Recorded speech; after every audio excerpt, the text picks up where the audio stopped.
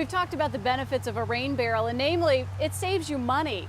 Stacy Heflin's going to show us how to put one together. This is a made-for-TV workshop. Stacy, thanks for giving us the overview. Number one, you got to find a fancy-dancy barrel. That's right.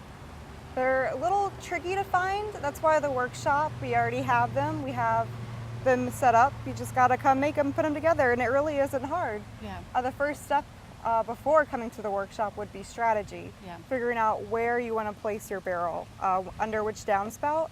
Do you have another barrel you want to connect to? Where you want the overflow outlet to, where you want the water to be? And where you're going to use it. I mean, that's the big thing. So make sure that you've got an idea of where you want to use it, how many you think you might want to have. And food grade barrels like this are now easily accessible at the workshop. You're not just going to go out necessarily and find this. That's why it is great. Exactly. It comes with a lid, but for the magic of TV, you've already taken out the center, and that's kind of step one is drilling and cutting. Mm-hmm. Okay, so you hacksawed that out. Next step, you've got the tool of the trade there. Yep, be using this to create the hole for the outlet overflow and the spigot. Okay, so those are the two areas. You've got the spigot and the overflow. So once we got the holes, we can start constructing. Okay, take us through the parts. I'll take that off your hands for you. Thank you. You've got everything laid out here. So we will be inserting the spigot first, about 3/4, which is the standard size of garden hoses. Mm-hmm. We'll try and put it as straight as we can into the hole that we created for it. The hole should be about 6 inches up from the ground of the barrel. Okay. So once that is inserted and screwed in, nice and level, we'll go inside the barrel.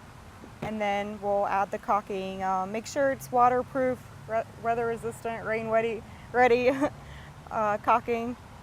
We'll add the washer down and put the lock nut in place, and then screwdriver, make sure it's all set tight, water can't get through. The next step is putting in the brass connector, which will be the overflow outlet. Okay. And we'll try and screw that in and make sure it's all level. It's a little difficult. We'll have some tools at the workshop that make it a little bit easier to twist in. And then we'll go in and add the washer and then the lock nut with the caulking. And then the last step is putting the screen over, and it gets a little tricky, making sure it's all leveled out. Mm-hmm. And making sure it's tight before putting the lid on. Because that goes right over this portion so that you're covering that space that you've cut out, and then you have to have it over and then just kind of screw it in place. Yep. Okay, and then that's it. Pretty much. Easy Yep. peasy. Well, the workshop will make it really, really easy. And yes, you did hear that right. Somebody in your party has to shimmy in the barrel and make sure that you get that caulking put on that spigot. That's why I like that you've added the headlamp to the essential tools for assembly. It's a lot easier. Stacy, thank you so much. Appreciate Thank it. you. This makes it really easy and really affordable, and a great way to save you money and help out in your community.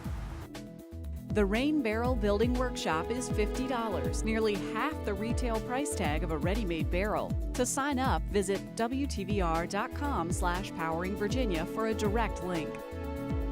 Want to get your plants blooming? Powering Virginia is abuzz after this break with creative ways to invite critically important pollinators to your Central Virginia backyard.